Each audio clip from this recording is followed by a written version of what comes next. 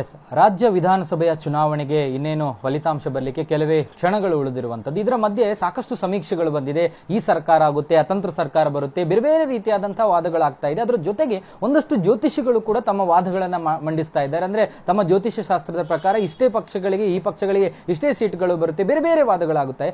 ಆದ್ರೆ ಇದೆಲ್ಲವನ್ನ ಚಾಲೆಂಜ್ ಮಾಡುವ ರೀತಿಯಲ್ಲಿ ಮಂಗಳೂರಿನ ವಿಚಾರವಾದಿಗಳಾಗಿರ್ತಕ್ಕಂಥ ನರೇಂದ್ರ ನಾಯಕ್ ಅವರು ಒಂದು ಸವಾಲನ್ನ ಅವರಿಗೆ ಕೊಟ್ಟಿದ್ದಾರೆ. ನಿಖರವಾಗಿ ಫಲಿತಾಂಶವನ್ನ ಕೊಟ್ಟವರಿಗೆ ಇಷ್ಟು ಲಕ್ಷದ ಬಹುಮಾನವನ್ನು ಕೂಡ ಅವರು ಕೊಡ್ತೀನಿ ಅನ್ನುವಂಥದ್ದನ್ನ ಘೋಷಣೆ ಮಾಡಿದ್ದಾರೆ. ಇನ್ನು ನಮ್ಮ ಜೊತೆ ಮಾತನಾಡೋದಕ್ಕೆ ಸ್ವತಃ ವಿಚಾರವಾದಿಗಳಾಗಿರ್ತಕ್ಕಂಥ ನರೇಂದ್ರ ನಾಯಕ್ ಅವರಿದ್ದಾರೆ. ಅವ್ರ ಜೊತೆ ನಾನು ಮಾತನಾಡ್ತೀನಿ. ಸರಿಗ ಚುನಾವಣೆ ಸಂದರ್ಭದಲ್ಲಿ ಇಂಥದ್ದೆಲ್ಲ ಬರ್ತಾ ಇರುತ್ತೆ. ನೀವು ಪ್ರತಿ ವರ್ಷವೂ ಕೂಡ ಈ ರೀತಿಯಾಗಿ ಚುನಾವಣೆ ಸಂದರ್ಭದಲ್ಲಿ ಈ ರೀತಿಯಾಗಿ ಘೋಷಣೆ ಮಾಡ್ತೀರಾ. ಈ ಬಾರಿ ಏನು ಸರ್ ನಿಮ್ಮ? ನೋಡಿ, ಅದೇನು ಹೊಸದಾಗಿ ಮಾಡಿದ ಕ್ವಶನ್ ಪೇಪರ್ ಅಲ್ಲ. ಇದು ಪ್ರತಿ ಚುನಾವಣೆ ಬಂದಾಗಲೂ ಹೆಚ್ಚಿನ ಚುನಾವಣೆಗಳು ಬಂದಾಗ ನಾವು ಈ ಜ್ಯೋತಿಷ್ಯ ಶಾಸ್ತ್ರ ಮತ್ತು ಇತರ ರೀತಿಯ ಭವಿಷ್ಯಗಳನ್ನು ನುಡಿಯುವ ತಥಾಕಥಿತ ವೈಜ್ಞಾನಿಕರಿಗೆ ಸವಾಲನ್ನು ಒಡ್ಡಿದ್ದೇವೆ. ಏನೆಂದರೆ, ನೀವು ನಿಮ್ಮ ತಥಾಕಥಿತ ವಿಜ್ಞಾನದ ನೇರ, ಸ್ಪಷ್ಟ, ನಿಖರವಾದ ಮಾಹಿತಿಗಳನ್ನು ಕೊಡುವುದು ಅಂತ ಹೇಳುವ ಕಾರಣ ಚುನಾವಣಾ ಭವಿಷ್ಯದ ಬಗ್ಗೆ ನಿಮ್ಮ ಭವಿಷ್ಯವನ್ನು ಹೇಳಿರಿ. ನೀವು ನಾನು ಕೇಳಿದ 20 ಪ್ರಶ್ನೆಗಳಲ್ಲಿ 19 ಸರಿಯಾಗಿ ಉತ್ತರಿಸಿದಲ್ಲಿ ನಿಮಗೆ 10 ಲಕ್ಷದ ಬಹುಮಾನವನ್ನು ಕೊಡುತ್ತೇನೆ. ಮೊದಲದು 1 ಲಕ್ಷ ಇತ್ತು, 5 ಲಕ್ಷಕ್ಕೆ ಬಂತು, ಈಗ 10 ಲಕ್ಷಕ್ಕೆ ಬಂದಿದೆ. ಯಾಕೆಂದರೆ ನನ್ನ ರಿಟೈರ್ಮೆಂಟ್ ಇದು ಹಣ ಎಲ್ಲ ಇದಕ್ಕಾಗಿ ನಾನು ಇಟ್ಟಿದ್ದೇನೆ. ಇದರಲ್ಲಿ ಬರುವ 2 ಪ್ರಶ್ನೆಗಳಿವೆ. ಒಂದು ಏನೆಂದರೆ ನಿಖರತೆ, ಇನ್ನೊಂದು ಸ್ಪಷ್ಟತೆ. ನಿಖರತೆ ಯಾಕೆಂದರೆ ಅಕ್ಯುರೇಸಿ ಅಂತ ಹೇಳ್ಬೋದು. ನನಗೆ ಕನ್ನಡದಲ್ಲಿ ಅಷ್ಟೊಂದು ಕ್ಲಿಯರಾಗಿ ಬರ್ತಾಯಿಲ್ಲ. ಯಾಕೆಂದರೆ ನಾನೊಬ್ಬ ಜೀವರಸಾಯನಶಾಸ್ತ್ರಜ್ಞ. ನಮ್ಮನ್ನು ಸ್ಪೆಷಲೈಸೇಷನ್ ಮೆಡಿಕಲ್ ಬಯೋಕೆಮಿಸ್ಟ್ರಿ. ಉದಾಹರಣೆಗೆ, ನೀವು ನಮ್ಮ ಲ್ಯಾಬಿಗೆ ಬಂದು ನಿಮ್ಮ ಬ್ಲಡ್ ಗ್ಲೂಕೋಸನ್ನು ಚೆಕ್ ಮಾಡಿದರೆ ಅದು 100 ಇದ್ದರೆ ನಾವು 95 to 105 is the acceptable margin for error ಅಂತೇಳಿ ತಗೊಳ್ತೇವೆ. ಅದೇ ರೀತಿಯಲ್ಲಿ ಇವರಿಗೂ ಅಕ್ಸೆಪ್ಟೇಬಲ್ ಮಾರ್ಜಿನ್ ಫಾರ್ ಎರರ್ ±5% ಕೊಟ್ಟಿದ್ದೇವೆ. ಸೊ ಇದು ಒಂದು. ಎರಡನೇದು, ನಮ್ಮ ಜನಗಳು ಇಂಥವರ ನಿರ್ಧಾರಗಳನ್ನು ನಂಬಿ ತಮ್ಮ ಜೀವನದಲ್ಲಿ ನಿರ್ಧಾರಗಳನ್ನು ತೆಗೆದುಕೊಳ್ಳುವ ಕಾರಣ ಜನಗಳೇ ಯೋಚನೆ ಮಾಡಲಿ ಇವರ ತಥಾಕಥಿತ ವಿಜ್ಞಾನದಲ್ಲಿ ಎಷ್ಟು ಸತ್ಯ ಇದೆ ಅಂಥೇಳಿ. ಸೊ ಇದಕ್ಕಾಗಿಯೇ ನಾನು ಈ ಸವಾಲುಗಳನ್ನು ಮುಂದೊಡ್ಡಿದ್ದೇನೆ. ಇದರಲ್ಲಿ ಕೆಲವು ನಾನ್ ಸ್ಪೆಸಿಫಿಕ್ ಆದ ಪ್ರಶ್ನೆಗಳಿವೆ. ಉದಾಹರಣೆಗೆ, ಯಾವ ಪಕ್ಷ ಅಧಿಕಾರಕ್ಕೆ ಬರ್ತದೆ, ಇದಕ್ಕೆ 2-3 ಆನ್ಸರ್ಸ್ ಮಾತ್ರ ಇರೋದು. ಸೊ 30% ಕರೆಕ್ಟ್ ಆಗುವ ಚಾನ್ಸಸ್ ಇದೆ. ಆಮೇಲೆ ಕೆಲವುದಕ್ಕೆ ಇನ್ನೂ ಒಂದು 10% ಚಾನ್ಸ್ ಇರ್ಬೋದು. ಉದಾಹರಣೆ, ಯಾರು ಮುಂದಿನ ಮುಖ್ಯಮಂತ್ರಿ ಆಗ್ತಾರೆ, ಅದು 4-5 ಹೆಸರುಗಳಲ್ಲಿ ಬರ್ತದೆ. ಇನ್ನೂ ಮತಗಳು ಎಷ್ಟು ಬರ್ತವೆ ಅದು ಇದೆ. ಇನ್ನೊಂದು, ಎಷ್ಟು ಮಹಿಳಾ ಅಭ್ಯರ್ಥಿಗಳು ಗೆಲುವು ಪಡೀತಾರೆ ಅದು ಇದೆ. ಒಂದು ಪ್ರಶ್ನೆ ಪೂರ್ತಿಯಾಗಿ ಅವರಿಗೆ ಬಿಟ್ಟಿದೆ. ಯಾವುದದು? ನಿಮ್ಮ ಇಚ್ಛೆಯಿಂದ ಯಾರಾದರೂ ಒಬ್ಬ ಅಭ್ಯರ್ಥಿಯನ್ನು ಸಿಲೆಕ್ಟ್ ಮಾಡಿ ಆ ಅಭ್ಯರ್ಥಿಗೆ ಎಷ್ಟು ಮತಗಳು ಬರ್ತಾವಂತ ಹೇಳಿ ಅಂತೇಳಿ. ಯಾವುದಾದ್ರೂ ಒಂದು ಇದರಲ್ಲಿ ಅತ್ಯಂತ ಕಡಿಮೆ ಮತಗಳನ್ನು ತೆಗೆಯುವ ಅಭ್ಯರ್ಥಿಯನ್ನು ಚೂಸ್ ಮಾಡಿ ನೀವು 20 ಅಂತ ಹೇಳಿ ರೈಟಾಗಿ ಬಂದರೆ ನಿಮಗೆ ಅಲ್ಲಿ 100% ಕರೆಕ್ಟ್ ಆಯ್ತದು ಆನ್ಸರ್. ಸೊ ಈ ರೀತಿಯಲ್ಲಿ ಉತ್ತರಗಳನ್ನು ಕೊಡಲು ಅವರಿಗೆ ಅವಕಾಶವನ್ನು ಕೊಟ್ಟಿದ್ದೇವೆ.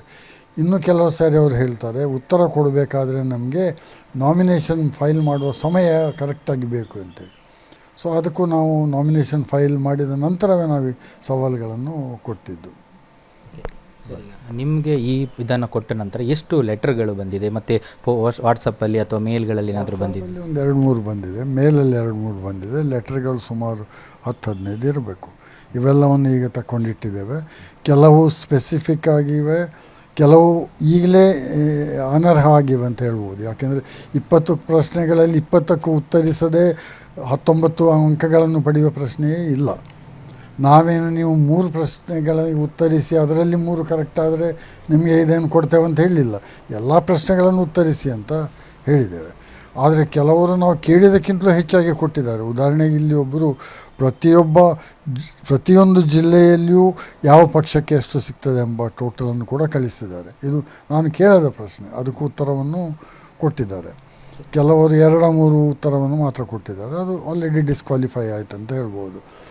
ಇನ್ನು ನಾವು ರೇಂಜನ್ನು ಕೊಡಬಾರ್ದು ಅಂತ ಹೇಳಿದೆ. ಉದಾಹರಣೆಗೆ ಯಾರು ಪಡೆಯುವ ಮತಗಳು ಎಷ್ಟು ಅಂತ ಹೇಳಿದಾಗ ಅದಕ್ಕೆ ನಿಖರವಾಗಿ ನೀವು ಹೇಳಬೇಕೆ ಹೊರತು ಯಾರಾದರೂ ರೇಂಜನ್ನು ಹೇಳುವುದಾದರೆ 0ದಿಂದ 2 ಲಕ್ಷ ಸಿಗ್ತದೆ ಅಂತ ಹೇಳಿದರೆ ಎಷ್ಟು ಮತಗಳು ಬಂದರೆ ಅದು ಕರೆಕ್ಟ್ ಆನ್ಸರ್ ಅಲ್ವಾ?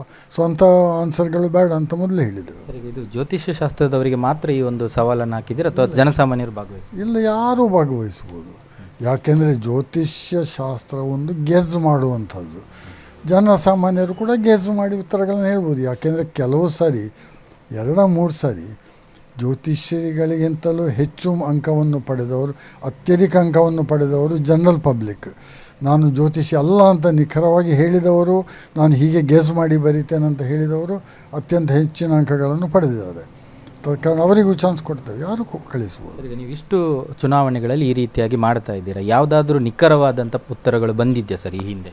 ಮ್ಯಾಕ್ಸಿಮಮ್ ರೈಟ್ ಆನ್ಸರ್ಸ್ ಬಂದಿರೋದು 40%. ಸೊ 40% ಅಂದರೆ ಎಷ್ಟು? ಜಸ್ಟ್ ಪಾಸ್ ಮಾರ್ಕ್ಸ್ ಅಂತ ಹೇಳ್ಬೋದು. ಪಾಸ್ ಮಾರ್ಕ್ಸ್ ಅಂದರೆ ಯಾವುದಕ್ಕೆ? ಪರೀಕ್ಷೆಗಳಿಗೆ, ವಿಜ್ಞಾನಕ್ಕೆ ಅಲ್ಲ.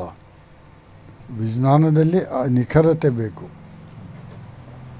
ಕೊನೆಯ ಪ್ರಶ್ನೆ ಸರ್, ಈಗ ನರೇಂದ್ರ ನಾಯಕ್ ಅವರೊಬ್ಬರು ವಿಚಾರವಾದಿಗಳಾಗಿ ಇವರು ನಿಮ್ಮ ಪೊಲಿಟಿಕಲ್ ವ್ಯೂ ಏನು ಸರ್? ನೀವೇನಾದರೂ ಈ ಸರ್ಕಾರ ಬರುತ್ತೆ ಅಂಥದ್ದೇನಾದರೂ? ಇಲ್ಲ, ನಾನು ಯಾವ ವ್ಯೂವನ್ನು ಮಾಡಲಿಲ್ಲ. ನಾವು ಆದಷ್ಟು ಡೆಮೊಕ್ರೆಟಿಕ್, ಸೆಕ್ಯುಲರ್, ಜನಪರವಾದ ಸರ್ಕಾರ ಬರಬೇಕಂತ ಹೇಳುವವರು. ಮತ್ತು ನನ್ನ ವೋಟು ಈಸ್ ಮೈ ಸೀಕ್ರೆಟ್, ಅದು ಯಾರಿಗೂ ರಿವೀಲ್ ಮಾಡಲಿಲ್ಲ.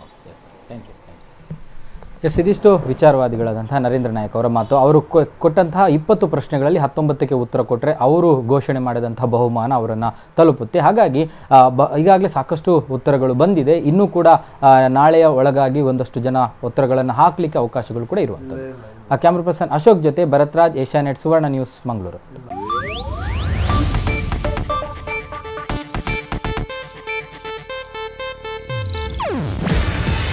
ಇದು ಏಷ್ಯಾನೆಟ್ ನ್ಯೂಸ್ ನೆಟ್ವರ್ಕ್ ಪ್ರಸ್ತುತಿ.